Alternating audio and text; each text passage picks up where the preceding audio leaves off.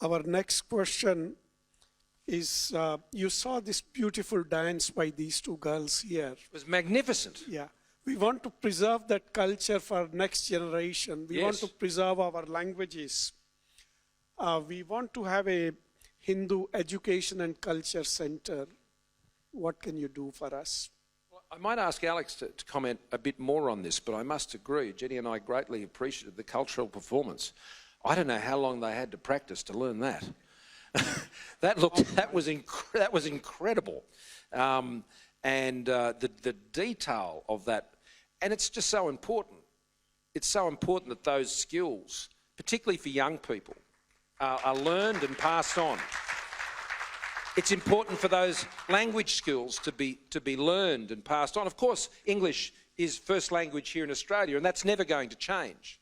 But that doesn't mean you give up your other languages. It's one of the great lessons we learnt about Indigenous languages in this country.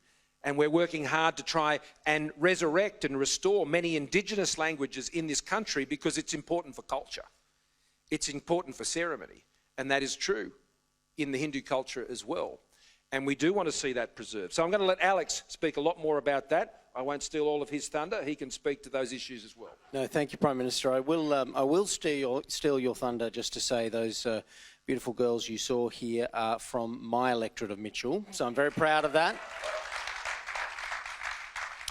And their mother is a very famous artist. That was a 7,000-year-old dance, which underscores what you're saying.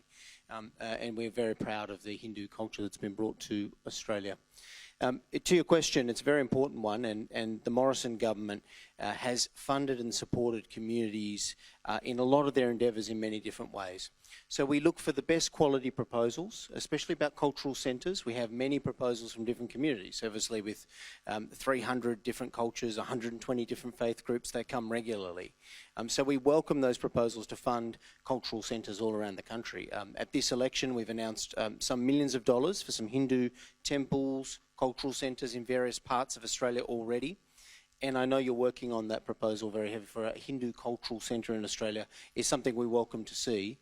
But we do fund those centres of education in Australia, especially so we can do national repositories of culture where people can pass that on to generations down the track. And many of you know me.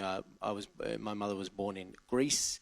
The Greeks who've taken over Melbourne over many, many years, many decades, have set up their own cultural centres and got support from the Morrison government. You've seen we've put the first Dean of Hellenic Studies into the University of Melbourne. Now I can see, with India being our #1 source country for migrants for the last 2 decades, as the Prime Minister said, and many decades to come, we're going to have similar processes happen in Australia, supporting Hindu culture. So we welcome those applications. And there are 3 particular programs, though, that we spend $40 million supporting these types of initiatives. And one is $9 million to support community language schools, some 400 across Australia.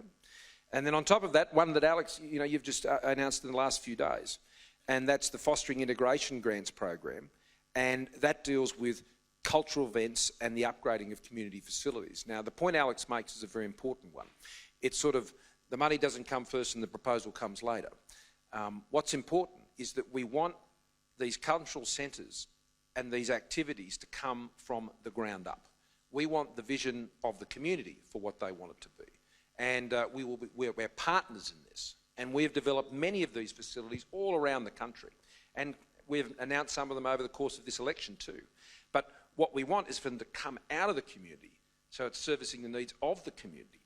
And where that occurs, we have always found a way to ensure that we've been able to support those financially. Thank you. That's a homework for you, Mr. Prakash Mehta. Get in the proposal as soon as possible. Well, the Prime Minister's right. So the Fostering Integration Grants only opened last week. So he's not off his game yet. It's only been open 1 week.